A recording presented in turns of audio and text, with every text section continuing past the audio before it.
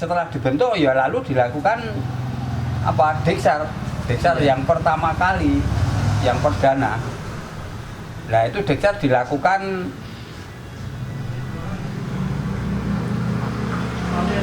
ya gabungan. Kita tidak bisa melakukan sendiri. Saya sendiri tidak bisa, sebab baru terbentuk masih benih itu kan belum ada yang senior. Ya ketika mau dideksar, mau diresmikan jadi anggota pecinta alam SMA Negeri 1 Kartasura, nah itu instrukturnya itu saya ambilkan dari kelompok pecinta alam Apapoela SMA Negeri 1 Polanarjo. Nah, setelah ada anggota sudah bisa sah, sudah dilantik, nah baru setelah itu berdiri sendiri. Nah setelah dulu deksar mandiri khusus ini instrukturnya sana, itu yang pertama kali ya. Lalu deksar yang kedua itu gabungan bersama-sama antara Apapoela, pecinta alam Apapoela dari SMA 1 Polanarjo Klaten dengan SMA Negeri 1 Kartasura, itu bersama-sama gabungan. Nama sebelumnya memang bukan Palasara ya, dulu belum diberi nama. Ya namanya Pecinta Alam SMA Negeri 1 Kartasura. Nah, setelah ada generasi ke-1, ke-2, ke-3, lah itu baru mulai untuk menetapkan nama. Nah, tentang nama Palasara, nah supaya nanti jangan keliru dengan apa yang disampaikan ketika sedang rapat. Itu ada pembinaan dari kepala sekolahnya saat itu, Pak Sri Widodo. Ya, Pak Sri Widodo itu menangkapnya nama Palasara itu diambil dari kisah pewayangan. Sebenarnya bukan itu. Ya, Palasara itu diambil dari singkatan Pecinta Alam SMA Negeri 1 Kartasura. Tapi kepala sekolahnya tidak memahami itu, justru dia keluar dari situ ke arah cerita pewayangan. Nah, saat itu seperti itu, sehingga ketika sampai saat ini keluar ada 2 versi. Nah, yaitu sejak Pak Widodo itu memberi sambutan di Coki Nomor Wayang. Tapi sebenarnya bukan dari itu. Dari wayang. Bukan, itu singkatan dari Pecinta Alam SMA Negeri 1 Kartasura, karena munculnya nama Palasara.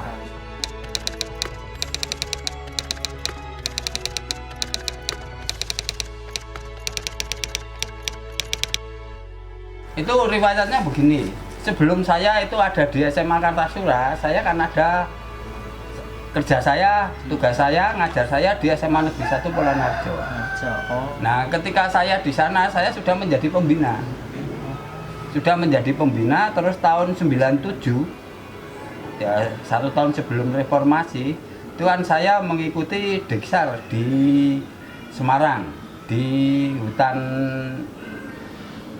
Wanawisata Penggaron. Nah, setelah itu ada tugas dari sana, setelah melakukan deksar dari Wanawisata Penggaron Semarang, yaitu diharapkan harus bisa mendirikan atau membentuk pecinta alam yang baru.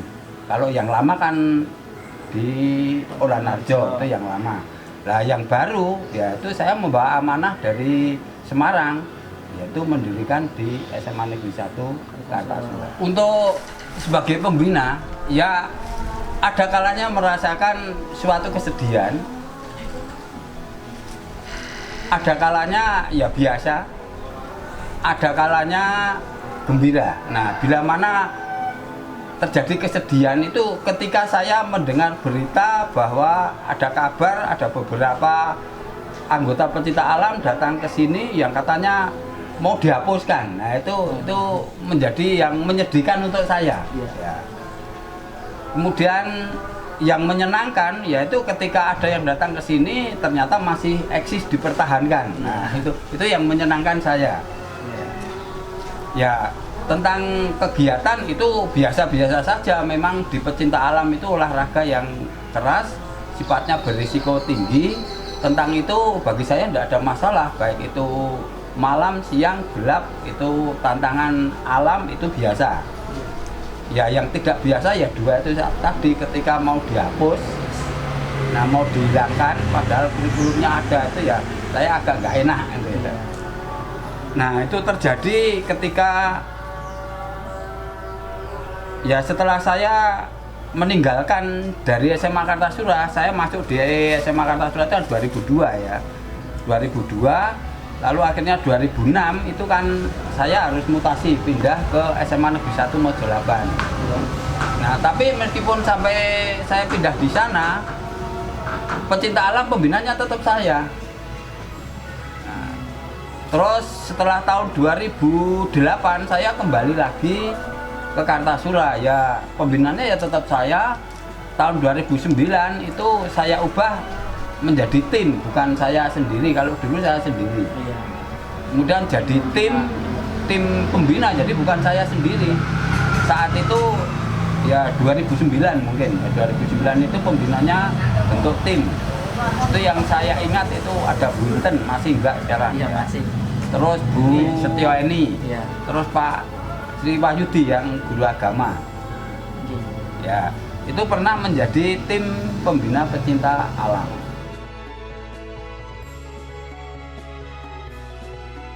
Pesan saya untuk anggota-anggota pecinta alam yang mau masuk itu memahami dulu kegiatan-kegiatan pecinta alam sing sak tenane iki kepiye. Sebenarnya itu seperti apa? Ya seperti yang tertuang pada kode etik pecinta alam. Tapi umumnya para calon anggota yang baru itu kan hanya memandang, melihat apa kegiatannya, melihat senengnya saja. Ya yang dilihat senengnya. Lalu dia tertarik untuk masuk. Nah, biasanya ini awal dibuka itu peminat banyak. Iya. Tapi nanti setelah melakukan diksar, nah, tahu bahwa tantangannya berat, nah itu akhirnya yang lolos bisa mengikuti diksar ya tidak seluruhnya, ya paling tinggal 50%, 40% begitu. Yang dulu semula tertarik, setelah tahu kegiatannya seperti itu ya biasanya terus mundur. Nah, maka pesan saya untuk calon-calon pecinta alam, kalau memang tidak benar-benar mengerti dan komitmen untuk menjadi anggota pecinta alam, ya silakan saja. Kalau mau coba-coba ya silakan. Nah, tapi kalau berminat ya terus. Tapi pesan saya bagi generasi yang akan datang, ya silakan untuk mempertahankan keberadaan pecinta alam. Apapun yang terjadi tetap ada manfaatnya di sisi pribadi masing-masing.